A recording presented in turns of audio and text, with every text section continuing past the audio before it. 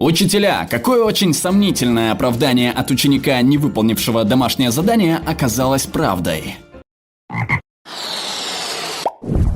Что его домашнее задание было конфисковано полицией полковника Каддафи. Оказалось, что отец ученика работал в банке Ливии, а его домашнее задание было на тему аэрозолей. Ребенок поехал к отцу во время весенних каникул, и пограничники отобрали его работу.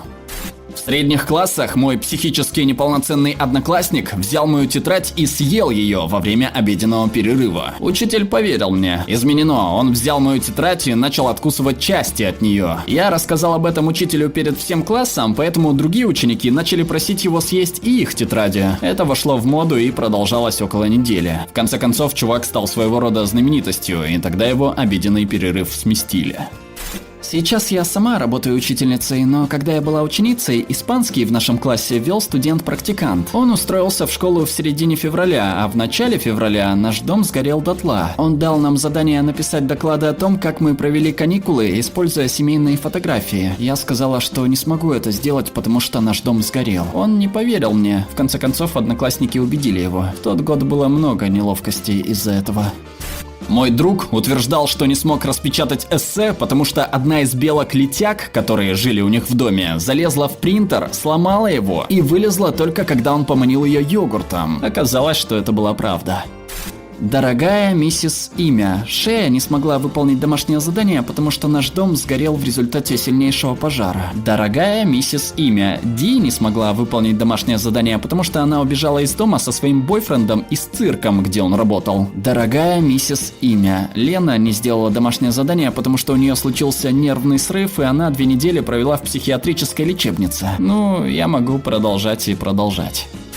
Я попал в аварию на своем велосипеде прямо перед экзаменом, разодрав кожу почти с половины лица. Остановив кровотечение, я достал телефон и написал преподавателю письмо по электронке с просьбой позволить мне сдать экзамен позже. Так как я был ранен, мой велосипед был сломан, и я не мог добраться до экзамена вовремя. Его ответ пришел незамедлительно и был полон скептицизма. Он ответил примерно так: «Вы не можете приехать на экзамен, потому что упали с велосипеда?» Никогда в жизни таких оправданий не слышал. Правила для всех одинаковые. Я скажу вам тоже, что говорю всем, кто пропускает экзамен из-за автомобильной аварии. Принесите мне полицейский протокол о ДТП и справку из больницы, или найдите способ приехать на экзамен вовремя. Меня точно никто не смог бы подвести, и я был уверен, что полицейские не стали бы писать протокол о том, как я наехал на камень и упал с велосипеда. Я не собирался ехать в больницу, потому что у меня не было медицинской страховки. И хотя мое лицо выглядело ужасно, раны не были серьезными. Так всегда бывает с ранами лица, они кажутся пугающими, даже когда они настолько опасны. Я около минуты думал об этом и решил попробовать убедить преподавателя изменить свое мнение. Для этого я побрел в колледж пешком. Когда я добрался, оставалось около 10 минут до звонка. Я вошел в аудиторию, заметно хромая и волоча за собой велосипед с явно сломанным передним колесом. Мое лицо выглядело так, будто его половина отсутствовала. На моей футболке были пятна крови. В аудитории оставалось только 5-6 студентов. Я доковылял до профессора и простонал: «Здравствуйте, я пришел». Он моментально побледнел, несколько секунд не мог вымолвить ни слова, а потом выпалил: «Отправляйтесь в больницу сейчас же!» «А как же экзамен?» «Придешь на пересдачу». «А справку у врача брать?» «Думаю, мы можем сделать исключение». Я ушел домой, побрызгал бактерицидным средством на лицо, а на пересдачу пошел через пару дней. Однажды свинья съела мое домашнее задание. Чистая правда. Я был на выставке домашнего скота и решал алгебру. Рядом со мной был пустой загон. Вдруг из ниоткуда появилась любопытная маленькая свинка и решила помочь мне с вычислениями. Я спас свою тетрадь и доделал задание, но мне до сих пор кажется, что учитель мне не поверил. Лучшее оправдание, которое мне доводилось слышать. Мы не можем показать презентацию сегодня, потому что у нас нет бекона. Ученики делали презентацию о еде времен Елизаветы I и собирались приготовить кое-что из бекона и блинного теста. Я дала им еще 1 день отсрочки, и то, что они приготовили, было изумительно вкусно.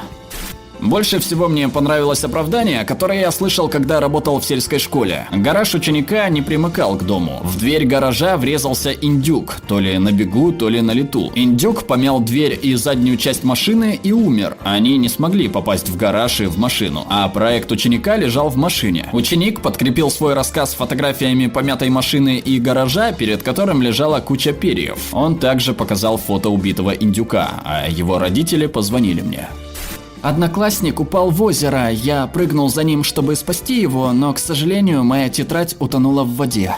В этой ветке нужно писать о реальных историях. Только о реальных, черт побери. Это реальная история. Мама ученика позже позвонила и предупредила, что ее сын не будет ходить на уроки, потому что у него пневмония. Выяснилось, что он реально прыгнул в озеро, чтобы спасти друга. Если только его мама не врала мне, то это реальная история. Мой младший брат помочился на мою тетрадь. Моя мама заставила меня отнести тетрадь в школу в полиэтиленовом пакете, не только в качестве доказательства, но и чтобы сдать учителю на проверку. Однажды мой портфель украли из машины моей мачехи. Почти никто не поверил мне. Учитель английского дал отсрочку со сдачей домашнего задания, но не только мне, а всему классу. Мисс, мою маму сбила машина. Этот ученик был патологическим лжецом. Я веду уроки в старших классах. Его мама осталась жива, но мне до сих пор неловко из-за того, что я не поверила ему. Я не учитель, но однажды мой одноклассник сказал учителю, что не смог сделать домашнюю работу, потому что его дядя участвовал в передаче «Кто хочет стать миллионером», и ему пришлось сидеть возле телефона и ждать на случай, если дядя выберет звонок другу. Через пару месяцев весь класс увидел выпуск с участием дяди этого одноклассника. Одна ученица сказала мне, что не сделала домашнее задание, потому что уехала отдыхать за границу во время занятий на предыдущей неделе. Но когда она сказала это, еще не прошел крайний срок сдачи задания, у нее оставалась еще неделя. У другой ученицы домашнее задание реально съела собака. Она принесла остатки задания, покрытые собачьей слюной. Но оба эти случая мелочи по сравнению с последним. Во время учебы в аспирантуре я вела занятия у одной группы 3 года подряд по 3 разным дисциплинам. Одна студентка 3 года подряд пропускала промежуточный экзамен, потому что ей было нужно ехать на похороны бабушки. Я еще была готова поверить, что у нее было 3 бабушки, но не очень верилось, что все они умерли в течение 3 лет подряд в одно и то же время года.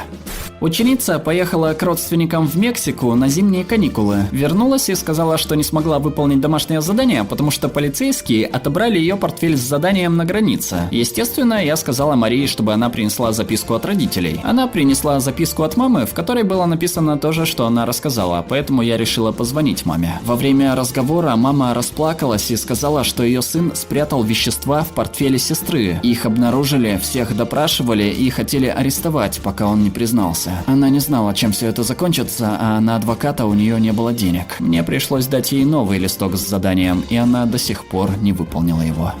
Наша учительница в 6 классе сказала, что будет верить всем оправданиям, до какой-то степени, после случая с одной ученицей. Ученица сказала, что делала домашнее задание на кухне, и ее тетрадь сгорела, пока она делала картошку фри. Учительница подумала, что это явный пи***. Она позвонила родителям и узнала, что ученица забыла упомянуть, что пожар, случившийся по ее вине, оставил их не только без тетради, но также без кухни и части гаража. Собака ученика съела его домашнее задание. Он привел собаку, чтобы доказать это, сказав, что собака вот-вот захочет срать. Собака насрала, в ее дерьме лежал USB-накопитель с домашним заданием ученика. Мой брат сжег мое домашнее задание. Это произошло с моим братом. Если кто-то хочет знать, как это произошло, то объясняю. Он положил тетрадь с домашним заданием на тарелку с конфетами, которая, по чистой случайности, стояла рядом со свечой. Я, не глядя, взял его тетрадь с тарелки и убрал в сторону. Она оказалась на свече и загорелась. Брату пришлось показывать учителю полусгоревшую тетрадь. Так, дайте подумать. Изменено. Не подумайте, что все это произошло с одним учеником. Мою маму снова отправили в реабилитационный центр. Моего брата застрелили. Я ослеп на один глаз в результате несчастного случая, возможно, на всю жизнь. К счастью, не навсегда. Вор украл мой ноутбук. Меня арестовали. В моих легких растет грибок, который медленно убивает меня. У меня тяжелое психологическое расстройство, из-за которого меня рано или поздно выгонят из школы. Это самые лучшие из всех, что я вспомнил. И все подтвердились. Я не учитель, но в 8 классе отец узнал, что я хочу жить не с ним, а с мамой и отчимом, и так рассердился, что порвал на куски мой отчет по социальному проекту, над которым я работал несколько дней. Был уверен, что учитель не поверит мне, но он дал мне 1 день, чтобы заново сделать то, на что требовалось как минимум неделя. Эту историю мне рассказал учитель в 8 классе. Однажды он велел классу сдать домашние задания. Один ученик сказал, что не может. В те времена ученики еще носили портфели в школу. Он сказал, что шел в школу и размахивал своим портфелем. Ручка оторвалась, и его портфель приземлился в кузове грузовика, который уехал. Учитель решил, что это какая-то небылица, и не поверил ученику. Во время обеденного перерыва он вошел в учительскую и услышал, как другой учитель рассказывает смешную историю, и все смеются. Оказалось, что этот учитель сам видел, как порвался ремень портфеля того ученика, из-за чего портфель вылетел и приземлился в кузов грузовика. Понятное дело, учитель простил ученику то, что он не сделал домашнее задание.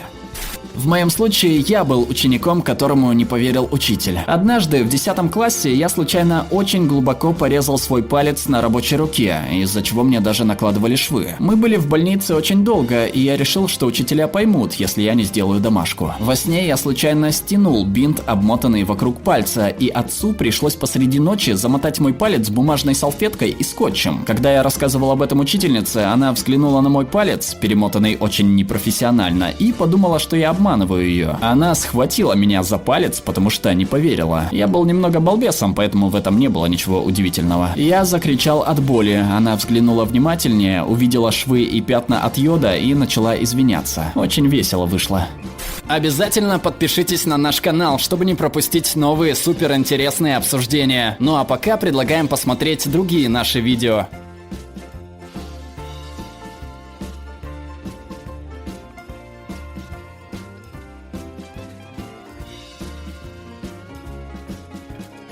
Alright, everyone's presentations are done. Nick, the manager, said as he tried to move the discussion forward. Excuse me, I haven't. I recently found out something. Nick interrupted me and began to speak. There's apparently someone in this department who didn't graduate high school and is just a part-timer. Meetings should be for employees only. Absolutely right. His lackey, Mike, of course, agreed with Nick. I'm leaving. After leaving the meeting room, I started to shut down my computer. I noticed that an email had arrived, not in my personal inbox, but in the company's shared email. Thinking, there's no point in speaking up, no one will listen, I went home quietly. The next day, I heard a commotion from Nick's desk. He was staring at his computer screen, his face pale. Nick? Is something wrong? Mike looked at the screen with him. And he turned even paler than Nick. Why is he so angry? Knowing the reason for Mike's distress, I thought to myself, serves them right. My name is Adam. My mother passed away when I was in the 9th grade, and I was raised by my father. Well, you could hardly call it being raised. After my mother passed, my father changed. He drowned his sorrows in alcohol, and though he still went to work, he squandered our living expenses on horse racing. Because of that, I had to start working part-time as soon as I entered high school. Every month, I went to the convenience store with bills in hand that couldn't be auto-deducted from my father's account. Even though I endured it because I didn't want to be alone, I reached my limit in my 2nd year of high school and dropped out. I found a live-in job at a distant inn. Thank you for everything. The day I left home, my father, still staring at the TV, spoke. Take care. That was our last conversation. Back then, 18 wasn't the age of majority, so I needed my father's permission to work, and I couldn't hide my place of employment. Yet, my father never visited me even once. I kept working just to survive, and before I knew it, I was 42. Years of hard work paid off, and I was transferred to the headquarters. I was thrilled to be recognized by the company, as I thought I'd be working in the field until retirement due to my lack of formal education. Listen up. Our work can change the future of our employees. Don't drag us down. On my first day after the transfer, Nick, dressed in an expensive suit, spoke sternly. There was a reason for this. Our inn was located in a prominent tourist destination, known so well that everyone in the state could sing its commercial jingle. At its peak, we had 5 locations within the state. But that was long ago. Due to financial difficulties and aging facilities, only the place where I had worked for many years and the original establishment remained. I was prepared to lose my job anytime, but now there was a glimmer of hope. With the rise of social media, the tourist area where the inn was located started gaining attention again. Depending on how hard the sales department, where I was transferred, worked. We could either thrive or be forced to give up this prime location to the new hotel chains continuously popping up. For Nick, who had switched careers from another industry to strengthen our sales, this was a battle he couldn't afford to lose. I understood why he had to be strict. "I will do my best." Nick sneered at my enthusiastic declaration. "Did you not hear what I said?" "I'm sorry." I thought I was listening carefully. Out of habit from years of customer service, I apologized reflexively, though I had no idea what had offended him. Someone was watching me with a smirk. In this department, there are those who are expected to excel and those who have been shoved here because they have nowhere else to go. You are the latter. It was Mike, the section chief. He's 7 years younger, at 35. But he was called to headquarters much earlier than I was and had been moving around within the headquarters ever since. I'm not jealous, but I can't accept that he's my boss. Graduating from a prestigious university, he has an unusually high pride and caused many problems as a newbie, making things very difficult for me when I was the front desk leader. When I found out Mike was transferred to the sales department a month before me, I was disheartened. Mike is right. With just a middle school diploma, there's not much you can do. Don't even think about achieving results. As if I didn't exist, Nick remarked, "I'm thirsty." Mike eagerly ran to the coffee maker. It seems Mike is Nick's lackey. I regretted being happy about my transfer to headquarters, wishing I had stayed on site forever. Send a direct mail to every company on this list by the end of the day. Nick only assigned me tasks that even a new graduate could handle. What? There are over 1,000 companies. You want me to send to all of them by today? Yes, if you and your fellow misfits split the work, even those with nowhere else to go should finish by today. I glanced at the employees typing away expressionlessly. They were worn out from customer service, only thinking about leaving on time, or were women reassigned after having children, with zero motivation for work. Even Sam, a new graduate from the same university as Mike, who was supposed to be among the expected achievers, had no enthusiasm for the job, having joined the company wanting to do customer service. "I don't care what they say, I plan to quit any time," he said. Only Nick and Mike were highly motivated, making all the decisions between the two of them. I originally only wanted to work at the inn to survive and had no particular attachment to this job. I swallowed my words, thinking I had no right to reprimand them. About a month after the transfer, Nick told us with a frustrated look. "To commemorate the 50th anniversary, we've decided to create a plan exclusive for one group per day. Originally, Mike and I were supposed to come up with it, but our president, Mr. Thompson, insists on hearing everyone's opinions. So, you all get a chance." As Nick explained, Mike began handing out prints. Make sure not to embarrass Nick. If your ideas are half-baked, you'll have to redo them. It seemed that they had printed his handwritten notes by Mr. Thompson, which included several questions and a section for free responses. It made sense why Nick had to seek our input, given that all responses had to be submitted to Mr. Thompson. We were given a week to think about it, and a meeting was scheduled to compile our ideas. My plan is to let guests enjoy both the old and modern America. Nick began the presentations. Guests would watch a master confectioner at a nearby traditional sweet shop make sweets in front of them. The welcome drink would be premium tea in a bottle. Nick's plan was certainly attractive. After his presentation, Nick called on us to present in the order we were seated. Just as I stood up for my turn. "All right, everyone's presentations are done." "Excuse me, I haven't. I recently found out something." Nick interrupted me. "There's someone in this department who didn't graduate high school and is just a part-timer." He was likely talking about me. I joined the company as a part-timer and was made a full-time employee when I turned 20. That was 20 years ago, so Nick and Mike probably had no chance to know until recently. Meetings should be for employees only. Absolutely right. After that, Nick kept creating opportunities to solicit everyone's opinions, purposefully excluding me from speaking. The meeting unexpectedly heated up and went past the scheduled end time.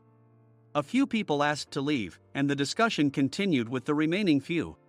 "Still here?" Normally, you'd leave in that situation. Though I had no attachment to the job initially, hearing kind words from customers made me want to make them happier. For someone like me, with nowhere to go, the inn was my home and customer service was my life. I felt pathetic about my current self. I'm leaving. I left the conference room and started shutting down my computer. I noticed an email had arrived, not in my personal inbox, but in the company's shared email. Thinking no one would listen to what I had to say anyway, I quietly went home. The next day, while preparing the DM as instructed, I heard a commotion from Nick's desk. In his haste to stand up, he hit his knee on the desk. He stared at his computer screen, his face pale. "Nick! What's wrong?" Mike, thinking he should be the first to rush over, approached Nick while still wearing his coat. He peered at the screen with Nick. And he turned even paler than Nick. Why is he so angry? Who is responsible for this company? Nick, more irritated than ever, asked, and Mike answered without checking. Probably Sam. Sam wasn't there because he was attending a morning training session for new hires. Nick gave up on getting angry and returned his gaze to the screen. They were looking at an email that arrived right after the end of the working day yesterday. Apparently, no one, including me, had checked it before leaving. The email was from a large company that used us for their annual employee trips. The president and executives of that company also frequently used our services personally.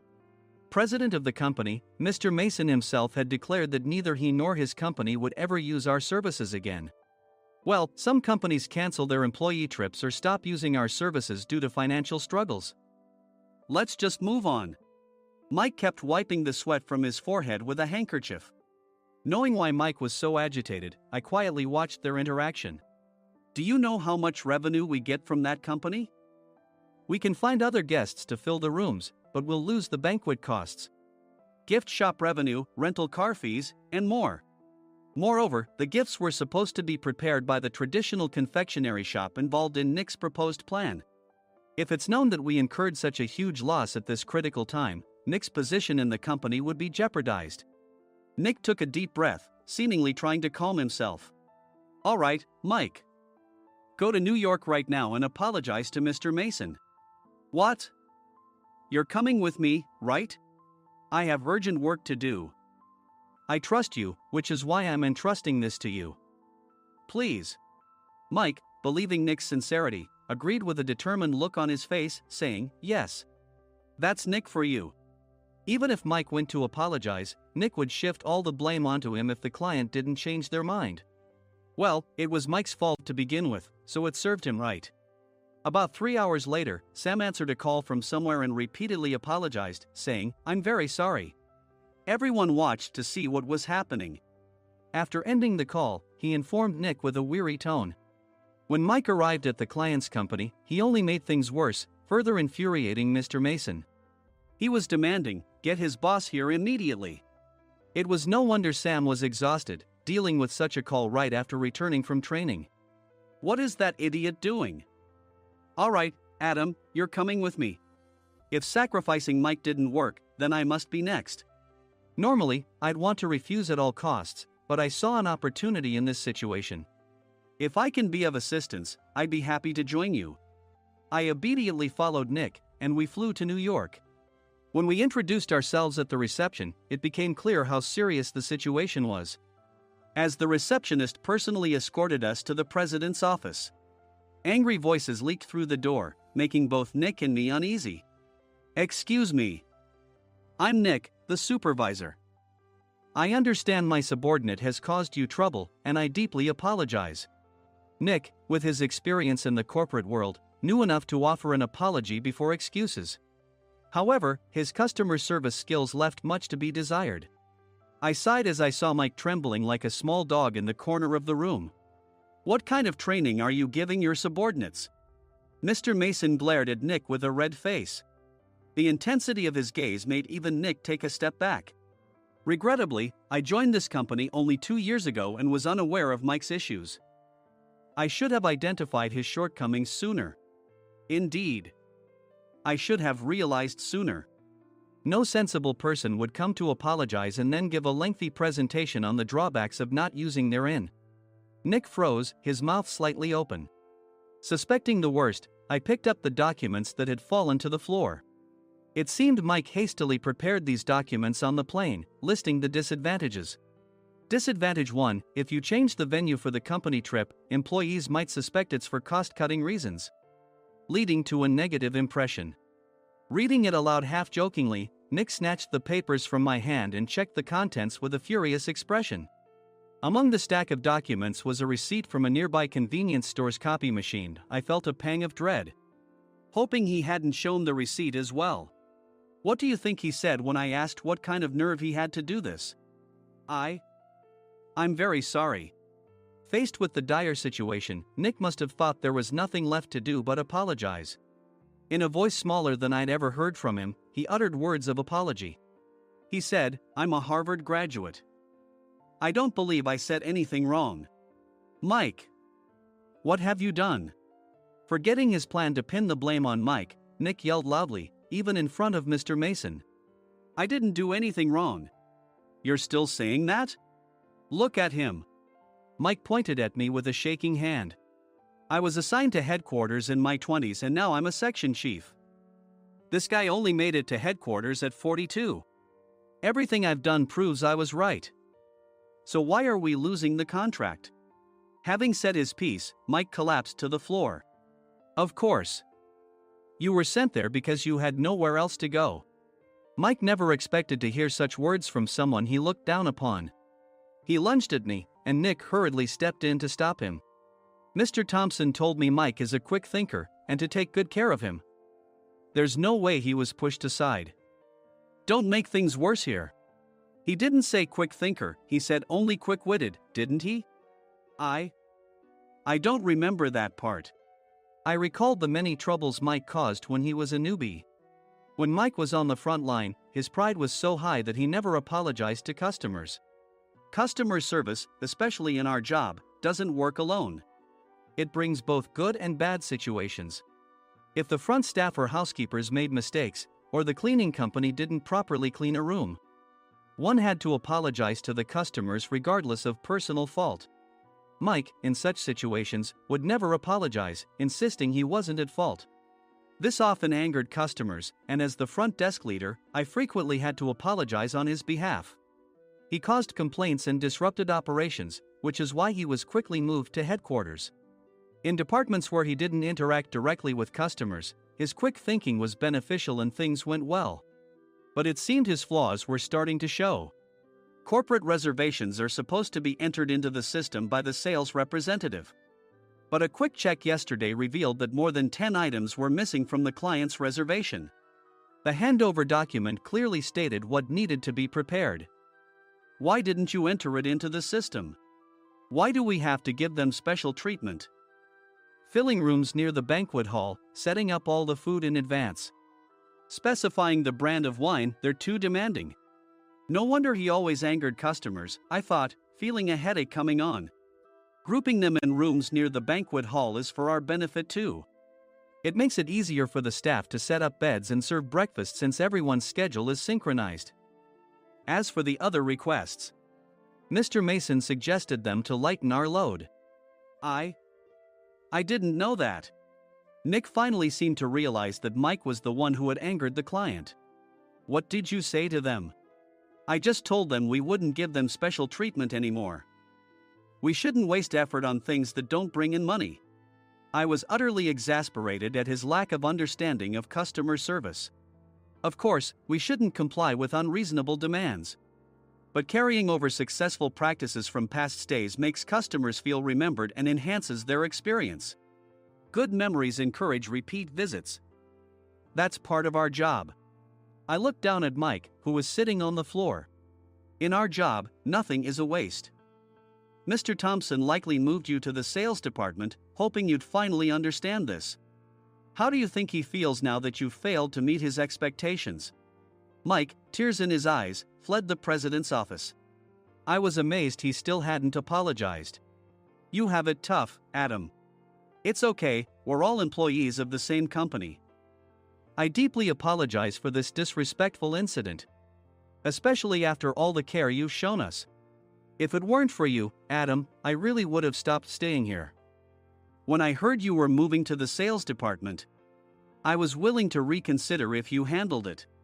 Seeing us talk so amicably, Nick's face contorted. Do you two know each other? Adam's service is excellent. I always requested him specifically. Normally, we don't accept specific staff requests, but we made an exception for Mr. Mason, adjusting my shifts accordingly. He had personally stayed at our hotel just before my transfer, and during casual conversation, I mentioned, I'm moving to the sales department soon. If I hadn't told him then, things could have been much worse. Please continue to take care of us. I look forward to it. On the return flight, Nick awkwardly offered me a can of beer. It's still working hours. Of course, I had no intention of forgiving him for a single beer. Nick might try to pin everything on Mike and avoid any consequences. While pondering this, a startling fact came to light. Nick, the tea bottles for the plan have arrived.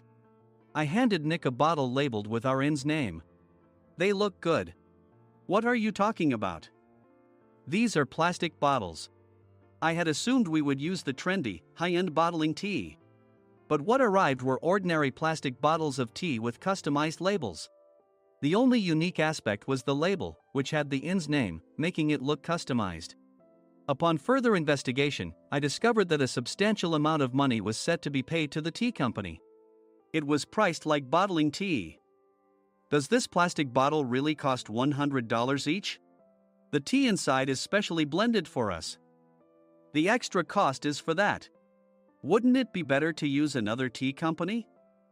Or is there a specific reason we must use this one?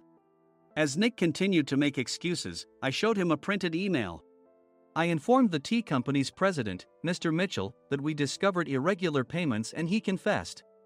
He said you two were high school classmates and planned to split the extra money. That idiot. Why did he confess? That's not important. You should worry about yourself, this could turn into a police matter. Opening the bottle cap, I suggested. How about calming down with this tea? It supposedly has a relaxing effect. Nick drank the tea frantically. In the following days, decisions were made about their fates. Mike was reassigned to the General Affairs Department, with no chance of transfer or promotion, as per Mr. Thompson's orders. As for Nick, since the payment to the tea company hadn't yet been made, he narrowly avoided legal trouble. Instead, he was encouraged to leave the company, and to avoid further complications, Nick submitted his resignation. Rumor has it that connections between HR departments have made it difficult for him to find new employment. Even though it was good to have those two gone, something unexpected happened in the sales department. Everyone became motivated and united in refining the 50th anniversary plan.